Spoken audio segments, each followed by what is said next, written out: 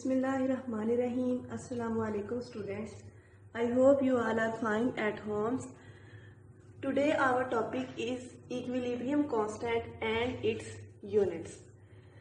बच्चों last time हम लोगों ने इक्विलिब्रियम कांस्टेंट निकालना सीखा था और उसमें हमने ये देखा था कि जब हम कोई भी रिवर्सिबल रिएक्शन कंसीडर करते हैं, फॉर एग्जांपल यहाँ पर एक रिवर्सिबल रिएक्शन आपके सामने है कि ए और बी दो रिएक्टेंट्स हैं, वो सी और डी प्रोडक्ट के अंदर चेंज हो रहे हैं, लेकिन रिवर्सिबल रिएक्शन के अंदर ये प्रोडक्ट्स रिकम्बाइन करके वापस हमें ये रिएक्टेंट देते हैं, तो ये एक रिवर्सिबल रिएक्शन है। और हमने लास्ट लेक्चर के अंदर इसका केसी लिखना सीखा था, मतलब इक्विलिब्रियम कांस्टेंट लिखना सीखा था। तो आज हमने इक्विलिब्रियम कांस्टेंट की डेफिनेशन और उसके यूनिट्स को डिस्कस करना है। इक्विलिब्रियम कांस्टेंट बच्चों के सी से इसको हम रिप्रेजेंट करते हैं और इसको लिखने का तरीका हमने लास्ट लेक्चर में देखा था। तो हमने ये कहा था कि केसी जो सा होता है वो इस रिएक्शन का सी की कंसंट्रेशन की पावर स्मॉल सी, डी की कंसंट्रेशन की power small D divided by A की कंसंट्रेशन की power small A and B की कंसंट्रेशन की पावर स्मॉल बी के बराबर आया था। ठीक है, अब इसमें जो स्मॉल लेटर्स हैं ये हमें नंबर ऑफ मोल्स बताते हैं और हम इसको पावर के अंदर लेकर जाते हैं। ठीक है, अब हम केसी की अगर हम डेफिनेशन करना चाहें तो हम यूं कह सकते हैं इट्स अ रेशियो। ये रेशियो है, रेशियो बोलते हैं तकसीम, जो सी दो चीजें तकसीम हो रही होती हैं उनके लिए हम रेशियो का वर्ड यूज करते हैं। और यहाँ पे आपको नजर आ रहा है कि ये और ये एक दूसरे पर डिवाइड हो रहे हैं, तो इसलिए ये रेशियो है। किस चीज की रेशियो है? Product of concentration of products, product of concentration of products. जो हमारे पास प्रोडक्ट्स थे उनकी कंसंट्रेशन की प्रोडक्ट्स के raise to the power of coefficient to the product of raise to the power of the coefficient. ठीक है, अब इसके अंदर ये जो चीजें हैं इनको हम कोफिशिएंट बोलते हैं, जो इसकी पावर है। ठीक है, मैंने आपको बोला कि ये एक रेशियो है दो चीजों के दरमियान में। पहली चीज क्या है? Product of concentration of product raise to the power of concentration to the product of concentration of reactant raise to the power of coefficient. ठीक है, इस तरीके से हम यूं कह सकते हैं कि KC is a ratio between the product of concentration of the product raise to the power of coefficient to the concentration to the product of concentration of reactant raise to the power of coefficient. Okay, is that clear? अब बच्चों जो केसी है हमारे पास, केसी को हम यूं कह सकते हैं, अब आप इस इक्वेशन के अंदर देख सकते हैं कि हमारे पास जो ऊपर बटे में है, बटे में जो ऊपर है वो प्रोडक्ट है और नीचे क्या है? रिएक्टेंट। तो हम सिंपल वर्ड्स के अंदर केसी को यूं लिख सकते हैं कि KC is equal to concentration of product divided by concentration of reactant. ठीक है, हम यूं कह सकते हैं कि सिंपल वर्ड्स के अंदर केसी जो है वो कंसंट्रेशन ऑफ प्रोडक्ट है जिसको हम डिवाइड कर देते हैं कंसंट्रेशन ऑफ रिएक्टेंट से। अब हमने जब लास्ट लेक्चर के अंदर पढ़ा था तो हमने काफी लंबी डेरिवेशन पढ़ी थी।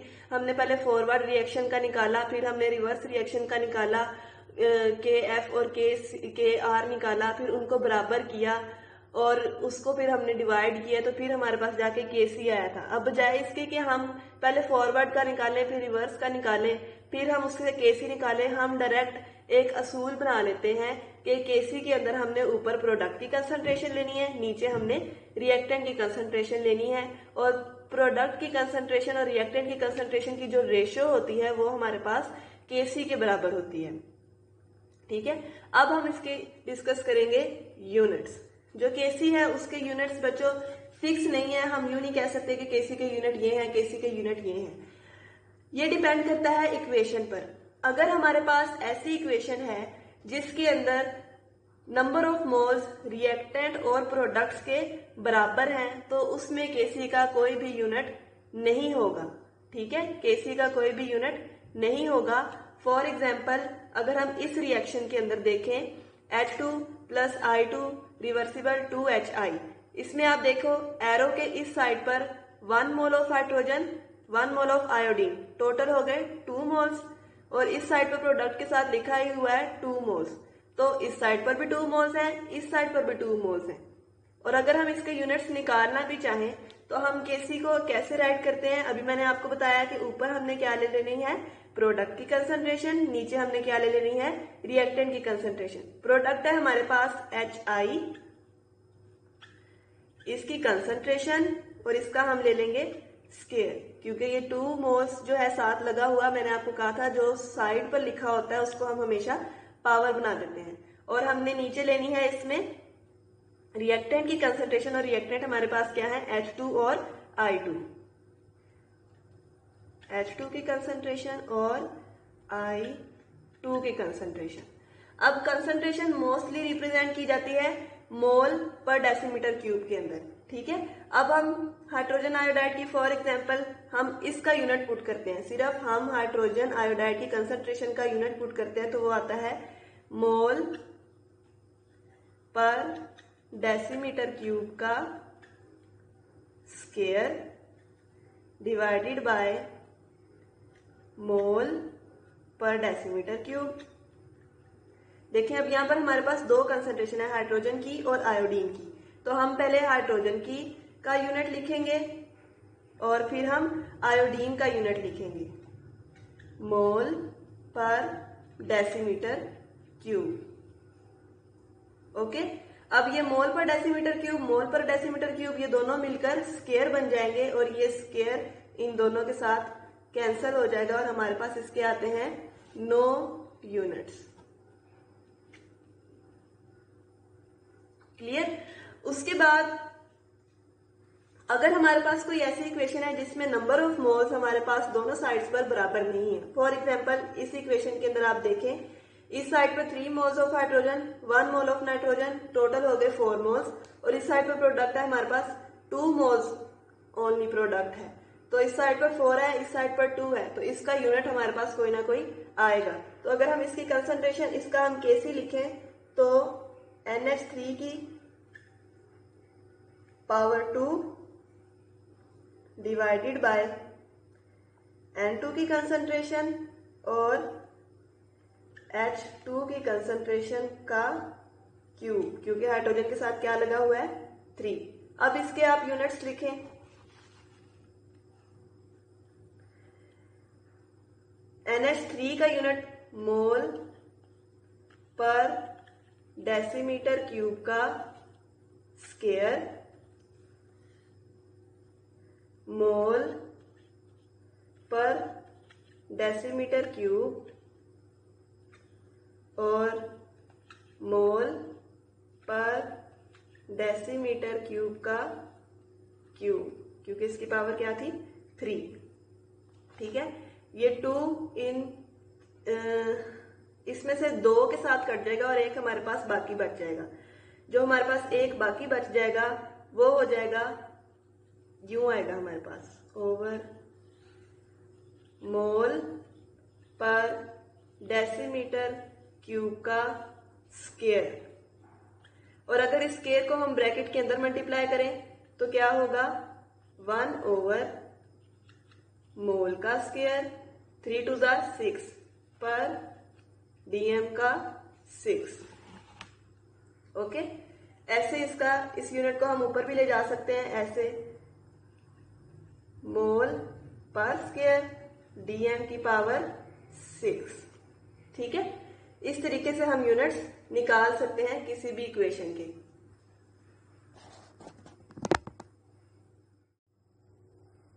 अच्छा बच्चों, अब हम लोगों ने केसी निकालना और उसके यूनिट्स के बारे में पढ़ लिया है, तो अब हम लोग ने उससे रिलेटेड कुछ एग्जांपल्स जो है वो सॉल्व करनी है। सबसे पहले एक प्रॉब्लम हमें दी गई है, 9.1 प्रॉब्लम है, जिसमें वो कह रहे हैं when hydrogen reacts with iodine at 25 degree centigrade to form hydrogen iodide by a reversible reaction. Hydrogen और आयोडीन एक दूसरे के साथ 25 डिग्री सेंटीग्रेड पर रिएक्ट करते हैं और हाइड्रोजन आयोडाइड बनाते हैं रिवर्सिबल रिएक्शन के अंदर। फिर उन्होंने हमें कंसंट्रेशन दे दी है। हाइड्रोजन की कंसंट्रेशन दे दी 0.05 moles per decimetre cube, iodine की कंसंट्रेशन दे दी 0.06 मोल पर डेसीमीटर क्यूब और हाइड्रोजन आयोडाइड की कंसंट्रेशन दे दी 0.49 मोल पर डेसीमीटर क्यूब। और हमें कहा है कि आपने इसमें केसी फाइंड करना है। ठीक है, हमें अच्छे से पता है कि हम केसी इसका हम सोल्यूशन कैसे करेंगे। हम सब अच्छे से जानते हैं कि केसी के अंदर हम ऊपर लेते हैं प्रोडक्ट की कंसंट्रेशन और नीचे लेते हैं रिएक्टेंट की कंसंट्रेशन। तो हम क्या करेंगे, हमारे पास प्रोडक्ट क्या है HI।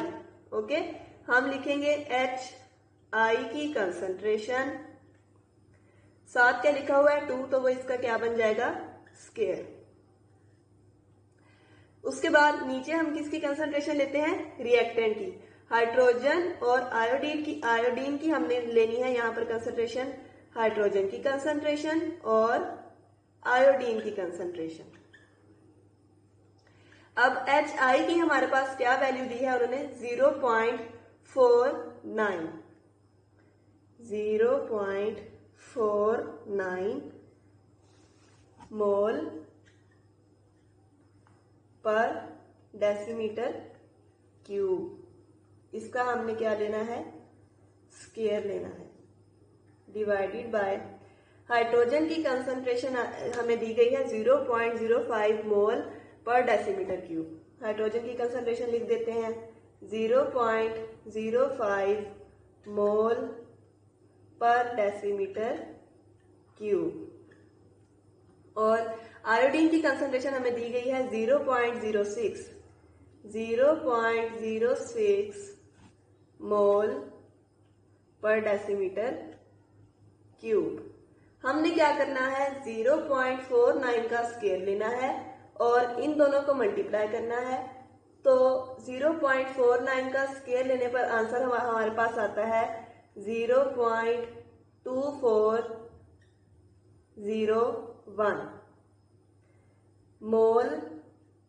अब ये स्क्वायर आगे यूनिट्स के साथ भी मल्टीप्लाई हो रहा है, मोल स्क्वायर dm की पावर 3 2 6 -6। ओके, 0.05 को 0.06 के साथ हम मल्टीप्लाई करते हैं तो आंसर आता है 0.0030। अब ये यूनिट्स भी आपस में मल्टीप्लाई हो रहे हैं, 1 मोल ये है 1 मोल ये है, ये हो जाएगा मोल स्क्वायर। dn की पावर -3 dn की पावर -3 और माइनस माइनस क्या हो जाता है प्लस, तो ये क्या हो जाएगा dm की पावर 6 हो जाएगा। लेकिन साइन हम किसका लगाएंगे माइनस का, अलजबरा के रूल्स के मुताबिक आपने मैथ्स के अंदर ये पढ़ा होगा। ठीक है, अब आप देखिए मोल स्क्वायर dn की पावर -6 dn की पावर -6, ये यूनिट्स एक दूसरे के साथ कैंसिल हो जाएंगे और हम 0.2401 को 0.0030 से डिवाइड करेंगे तो हमारे पास आंसर आता है 80 और केसी हमारे पास इस रिएक्शन का निकल आया है 80। ठीक है, अब आप लोगों ने 9.2 जो प्रॉब्लम है वो आप लोगों की असाइनमेंट है, सेम इसी तरह की है, आप लोगों ने वो खुद से सॉल्व करनी है। ठीक है, जो 9.3 एग्जाम्पल है वो मैं आपको करवा देती हूँ।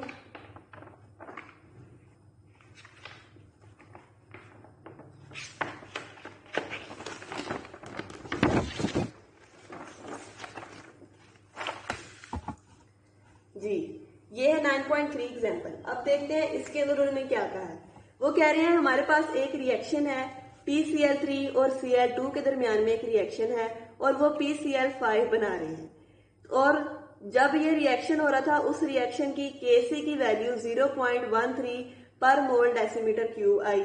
ठीक है, एट टेम्परेचर मतलब स्टैंडर्ड टेम्परेचर लिया था, उसके ऊपर इन दोनों चीजों के दरमियान में रिएक्शन हो रहा था, PCl2 और PCl3 और Cl2 के दरमियान में रिएक्शन हो रहा था। प्रोडक्ट हमारे पास PCl5 था। इस रिएक्शन की Kc की वैल्यू 0.13 पर मोल डेसीमीटर क्यूब थी। ठीक है, और फिर उन्होंने कहा है कि ये तब था जब हमारे पास PCl3 की वैल्यू 10 थी, Cl2 की वैल्यू 9 थी। आपने PCl5 की कंसंट्रेशन निकालनी है। ठीक है, सेम हम क्या करेंगे, Kc का फार्मूला राइट करेंगे। ऊपर हमने क्या लेना होता है, प्रोडक्ट। इससे पहले अगर आप इक्वेशन लिख लें तो आपके लिए ज्यादा आसानी हो जाएगी। PCl3 plus Cl2 reversible reaction है और PCl5 इससे बनता है। ठीक है, ये रिएक्शन था, PCl3 Cl2 रिएक्ट कर रहे हैं, PCl5 बना रहे हैं। रिएक्टेंट हमारे पास ये है, प्रोडक्ट हमारे पास ये है, और हमने प्रोडक्ट की कंसंट्रेशन फाइंड करनी है। Kc की वैल्यू उन्होंने हमें पहले से दे दी है। हम क्या करेंगे, ऊपर लेते हैं प्रोडक्ट की कंसंट्रेशन PCl5 और नीचे हम लेते हैं रिएक्टेंट्स की कंसंट्रेशन PCl3 और Cl2 की कंसंट्रेशन। ठीक है, अब हमारे पास जो जो वैल्यूज दी गई हैं वो आप पुट कर लें। Kc की वैल्यू हमें पहले दे दी गई, क्या Kc की वैल्यू दी गई है, 0.13 पर मोल डेसीमीटर क्यूब। Kc की जगह आप लिख दें 0.13 पर मोल डेसीमीटर क्यूब। PCl5 की कंसंट्रेशन हम लोगों ने फाइंड करनी है।